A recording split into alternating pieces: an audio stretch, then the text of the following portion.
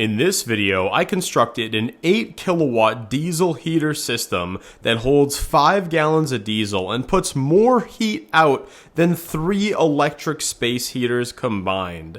This is how I'm going to cheaply heat my greenhouse this winter. And in this video, I'm going to show you exactly how you can build one of these for your own greenhouse that doesn't require a car battery, that doesn't require you to refill it every 12 hours with a tiny little gallon tank, and that safely vents the fumes outside. I am going to cover every little detailed part of this build. You know, there's a lot of different parts to it, but anyone can do it.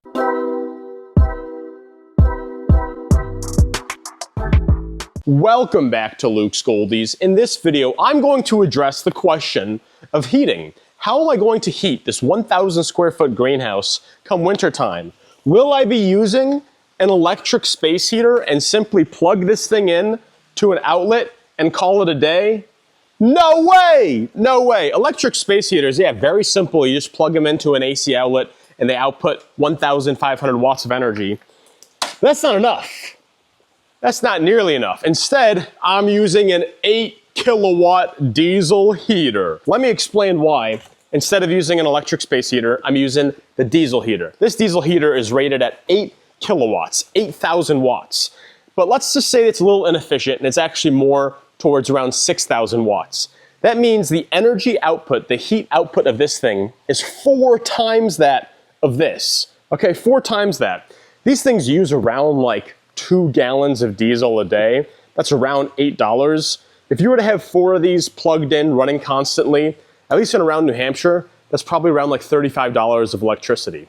So in terms of like economical cost, these things are a lot cheaper to run. Now, I do have solar on my greenhouse, but still, if I ran one of these, it would be like 3 times or 10 times more than all the other pumps I have running on. These things just suck a lot of electricity and are very expensive to run for the long term. They are the most expensive option when it comes to heating. Will one of these 8 kilowatt diesel heaters be enough to heat my entire 1,000 square foot greenhouse? I don't know. We're gonna find out. My goal in here is to really just keep the temperature above freezing. Now, the greenhouse effect already helps a lot with that. And the fact that I have so much water volume, that water volume acts as a thermal battery. So during the days when it gets nice and hot in the greenhouse, even when it's a cold winter, that water absorbs and holds energy. So if you're trying to heat a greenhouse, just having water in there is gonna help you a lot. Then adding a nice powerful heating unit like this will also help. My goal for this winter is to stay above freezing temperatures. The warmer the better, but if I can stay above freezing temperatures, I'll be happy. And this bad boy will help. And the thing I love about this separated out unit is that it does not come with a gas tank. So if it doesn't come with a gas tank, that means you can choose your own gas tank. A lot of diesel heaters on the market have like a 1 gallon gas tank. I got a 5 gallon gas can that I'm going to use as the gas tank for this. And in this video, I'm going to build the apparatus for this. I'm going to show you the process of lining the exhaust outside, getting the diesel, bulk fitting set onto the actual gas can and getting it connected to here. And then also, just constructing an apparatus to house this and run it properly. So let's get into the video. Okay, my plan first is to build a wooden apparatus to hold the diesel heater on top, to have this gas tank be below, and then safely route the exhaust off into the side so I can, kind of fish it through a preset hole into the side of the greenhouse to have that be safely vented outside. Because there's gonna be a lot of carbon monoxide released from there. We cannot have that being pumped into the greenhouse. I did something I almost never do. I read the directions. What? Lucky for me, I got a lot of scraps from when I was building my shed. So I'm just gonna use some of these pieces of plywood and some extra 2x4s.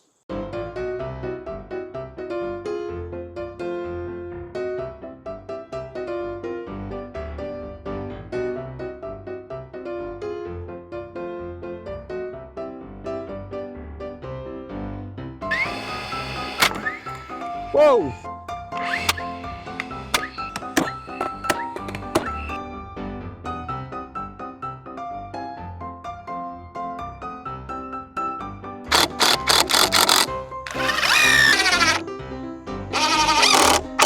Now, I'm gonna attach these little blocks to the outside. Okay, so now we got our platform here. And now we can just kind of measure and see. Okay, now that I got the plate connected, I think what I'm going to do is I'm going to connect the exhaust, I'm going to connect the fuel line, I'm going to connect the air inlet all to here, and then after I do that, I'm going to nail it down, or I'm going to screw it down into this, just because it's probably easier to do that while I have it up here, and then I can, once I have that done, I can put it down. Okay, starting with the exhaust, I'm going to be putting this little thing over it. This is like a nylon sleeve thing. It basically just helps prevent fire. Helps prevent fire, which definitely is something I could use around here, because this exhaust pipe gets very hot. So still, even with this on it, you don't want it touching anything, but this just kind of helps. And now the air intake. So we just slide this onto here. Okay, we got our fuel line and our little fuel connector. Very simple. We're going to slip this over the fuel line, and you'll notice how the fuel line is next to the air intake. So if you're getting confused, you know, which pipe is the exhaust, which one's the intake? No, the intake is not hot, so the fuel line is closer to it. If you had the fuel line and the fuel nozzle this close to a, oh, I almost forgot this. If you had this line this close to the exhaust where it's way hotter, that would not be as safe. Okay, now that we got our diesel connector all connected to its little things over here, we can snake this down through our little gap that we made. We can snake this through our little gap that we made, and our fuel line down through the little gap we made. All of it through there. And let's grab the exhaust and pull it back, because this thing is going to be snaked out. We interrupt this program to let you know you can get a beautiful goldfish plushie on lukescoldies.com. We got the little dumpy Mr. Cow and the Jill telescope plushie. If you want to support this channel, go to lukescoldies.com. We got signed versions available as well. And yeah. Okay, so important installation tip when you're doing this. Even though we have this, you know, heat protective sleeve on the exhaust, still in this little gap here, you don't want the exhaust to be touching the wood. If you can, kind of have it be like this. Have it be like that, where it's not touching the wood on either side, just so you just lower the risk of a fire. Okay, so I'm really happy with how this is turning out right now. I like that on this side right here, I have the electric cord, because we're gonna have all kinds of wires and whatever stuff, the control panel that's gonna be connected on this side. I have this area for that. We have the diesel heater off to the right side here, and it's connected, and there's a gap in there. So you guys see that gap? That allows for the air intake to come down here and the exhaust to come out right here, which we can then vent outside. So this is going to be vented straight outside. Then we got the fuel line right here. Now actually, this fuel line, I'm going to basically drill a hole in here and put basically the exit. I'm going to put the exit of the gas can at the bottom of this, and then it's actually going to go down underneath here and then be pumped up through here. This way, like, we can basically empty this fully and have the exit be on the very, very bottom. And then from there, it'll pump up and go into our heater. And hopefully, it should work well. Now comes the kind of tricky part. This is the gas can. I got to drill a hole in the bottom of it, and then I got to put this thing in there. And the difficult part about this thing is that it has to be fed in from the inside. Now, how the heck do I feed this through the inside to get it to there at the bottom so this thing can drain? Well, well, Mr. Smarty Pants, aren't I? I'm gonna use this hanger. Just joking, I didn't come up with this idea. They actually say, they recommend this in the instruction manual to use like a steel wire. So I just got a metal hanger. I got a metal hanger, deconstructed it, and after I drill the hole, I'm gonna use this thing to fish it through. I'm gonna take that, you're gonna put it through, and oh man, this is gonna be a pain.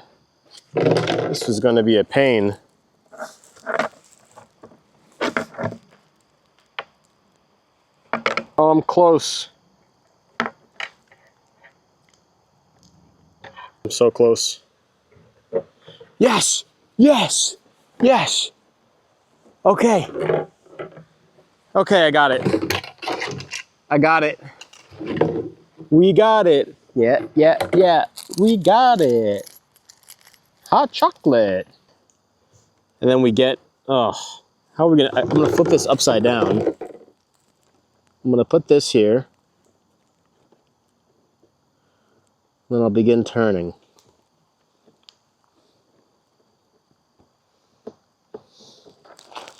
It's so hard to screw this thing on. I think we got it.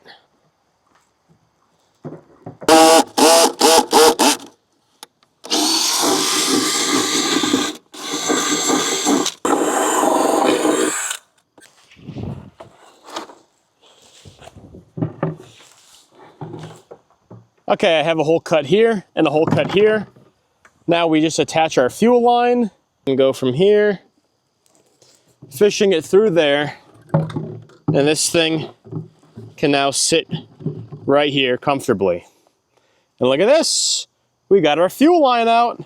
Now we got, what is this? The oil filter, fuel filter, just in case there's any crap in there. Okay, and now we got a little fuel pump over here. So once the fuel goes through here, it reaches the fuel pump. Now, what I believe is that it likes to go up like this. Whoa.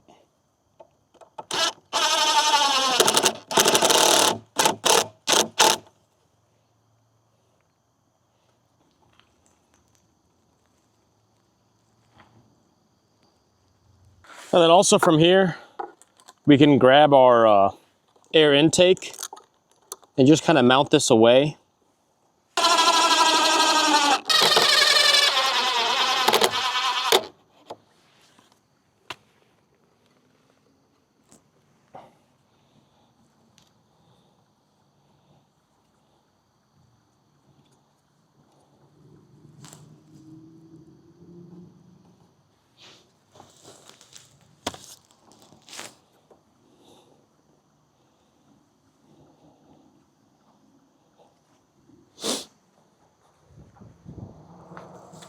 We also got this little outlet. I shortened it down because I don't really want it to be long. So I'm gonna put this here, attach this on. Okay, our little contraption is almost finished. But now what about all these wires? What the heck are all these wires? Well, I said it's a good thing we have this little open area here so we can place some of this wiry mess here. But this is how we're gonna control it. So first, we're gonna grab this thing and plug it in here. This goes to our fuel pump.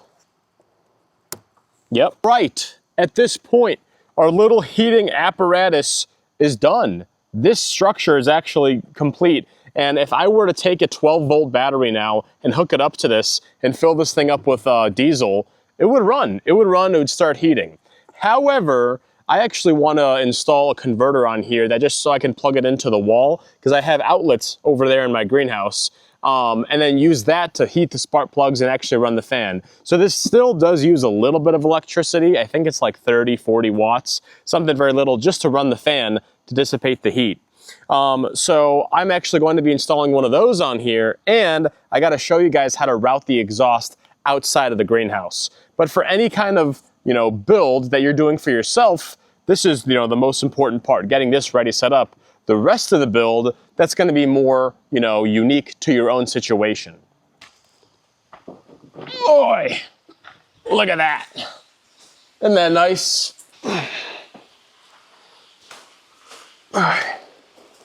Wow, guys, look at that. I basically have built myself a miniature furnace. That's basically what this is. A very small furnace, and it's got a heat exchanger in here. Air passes through. We got an air intake. We got our oil tank. We just got to route that exhaust outside safely. All right, guys, another day of me working on this diesel heater. So I finally got the very important part. I don't know if this is overkill. It probably is, but this is an AC to DC converter. Meaning it'll take the AC, alternating current from your wall outlet, any standard 120 wall outlet, and it'll convert it to a 12-volt charge, direct current, 12 volt. And that's important because that's actually what this thing runs off of. So you could actually just, plug this into a car battery because those are 12 volt as well.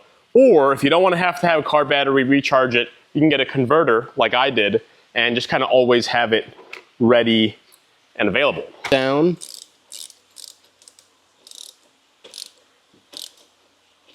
I know this looks like gasoline, but there's actually only diesel in here. I use this only for diesel. All right, so let's load her up. Okay.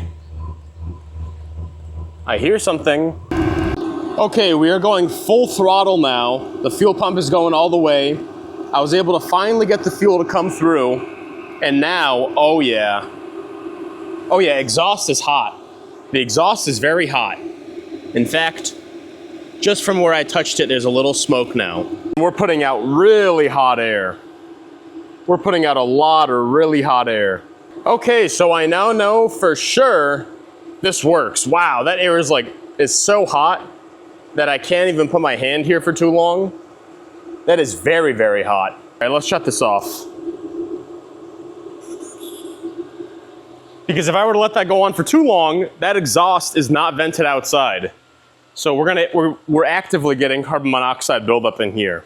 The exhaust you gotta be very careful with. The pipe gets extremely hot, so you wanna be very careful with how you route it outside. And two, you wanna make sure you're actually legitimately routing that outside. If you're constantly burning this in an enclosed space like this, carbon monoxide will build up, you will die, and potentially all your fish and everything will die too. Literally a very fast way to die. You don't wanna die. This is a wonderful, beautiful world. It has its evil moments here and there. It has its rough moments. We all want to live, so we don't want to breathe in the carbon monoxide. That's where this thing comes in very handy. One, you won't burn to death. Two, you won't suffocate to death because this will safely route the carbon monoxide and all the exhaust gases from this thing outdoors. A lot of people advertise these things, but I feel like they don't address the importance of routing it outside and routing it thermally protected. So this is just like a diesel heater exhaust haul, but it basically allows the heat to dissipate a lot more and it goes outside without having a very hot piece of metal actually come in contact with your wall. So let me show you how to install this.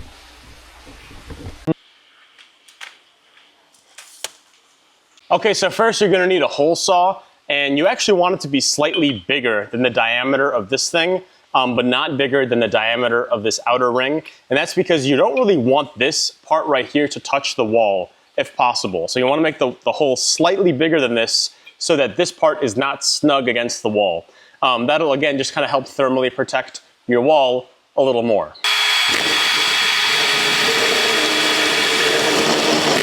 Then you want to grab this thing and you're actually going to put it in the reverse position, and you're only doing that so you can mark exactly where to drill the bolt holes. And we're going to see if these look good. That's pretty well centered around that. Then we are going to carefully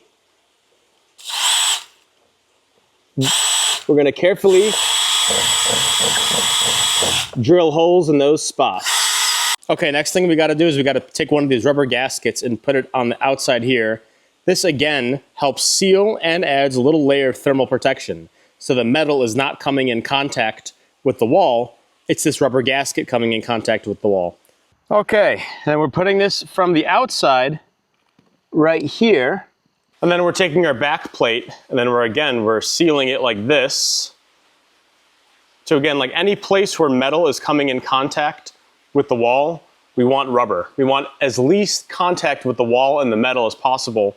That's half the reason of this, because this thing gets extremely hot. We want to not have that heat come in contact. Just like that. And we add this right on here. Ah, dang it. Trying to get these bolts through. Okay, this is exactly how you want it to look like. So notice how the ring is bigger than this part right here, and there is zero contact of this with the wall because the hole is bigger. That's what you want. You want there to be a little gap, a little 1/4 inch gap at least. The bigger the better without going past the bolt area. Because again, this means we're just having no thermal conduction. The only place this is actually touching here is from the bolts, which, you know, have a rubber gasket with them. So that's very little actual contact. And then from here, we then grab this and we fish this through. And this is gonna get it all connected now. We're gonna push this onto here and push it all the way. There we go. Get this bad boy right here. Ladies and gentlemen, we have a fully complete exhausted system. Let's plug her in. Moment of truth. So we got electricity. That works just fine. We're gonna turn you on. Start heating. Love to hear that. Okay, we have our diesel heater running. Our exhaust is getting nice and hot and toasty. And if we touch this metal plate, it's not hot at all. So this thing right here is warm. Oh yeah, it's definitely, so this thing still has some heat. This thing's extremely hot. This thing's extremely hot right here. Like that's hot. But this is a little bit less hot, and this doesn't touch any of this because of that gap. So now we're safely exhausting it outside. We are safely exhausting it outside, and this thing's really putting out some really good heat right now. Wow. That thing is super hot. Okay, so if we go outside, we can use our temperature gun and measure this part, 78, this part, 120. That's a lot of lost energy there. 190, 200, 240, whoa. So the exhaust, you can tell, is extremely, extremely hot. 300, whoa. So yeah, right there, that exhaust pipe, there's a lot of hot exhaust coming out. So one of the things I'm gonna try to do in my future videos is attempt to save some of that energy. Maybe wrap a little copper coil around the exhaust or something to try to save some of that heat. Because there's a lot of heat in that exhaust that's just wasted. It's just blasted outside. But you need that because that combusted gas is dangerous. But if we go over here, let's measure. We have 200-degree air. Woo! 233-degree air coming out of there. 222, 231. Wow. Oh yeah. She's hot all right. This exhaust pipe's probably crazy hot. 230, yeah, because it's all the same thing. This is just, there's a fan that's trying to blow it out through here. But yeah, this thing's really putting out a lot of heat. 250-degree air. 260-degree air, woo! That's insane. So yeah, this thing's putting out some real heat. Wow. Wow. Now I will say it's a bit tedious to build. This thing is definitely quite tedious to build. But once you got it set up, you got it properly vented, you got everything proper with the gas tank, and you know, I basically built a furnace. I built a small furnace here for my greenhouse. Also, something important I want to show is that the output is 276 watts. So that's 276 watts for my entire greenhouse. Before I had that running, I think the greenhouse was pulling around 220 watts, a little over 220 watts, meaning it seems like it's using around 40, 50 watts as its operating wattage, which really is not bad because if it was to be an electric heater, that number would be 1,500. So it's definitely using a lot less wattage than any kind of electric heater would. But of course, you got to use diesel. But still, it's putting out a ton more energy. And it's working great. Wow. 270-degree air. It's getting hotter. It's getting hotter and hotter. Wow.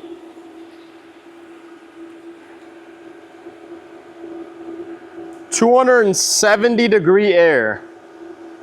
Wow. That's actually wild. So this thing's like a little mini oven. This thing is gonna bake this place. It's like a little mini oven turning this place into a little heated area. So that's good. That's really good. Let's see over here now. Let's touch. I don't feel any warmth in the polycarbonate, so that's good.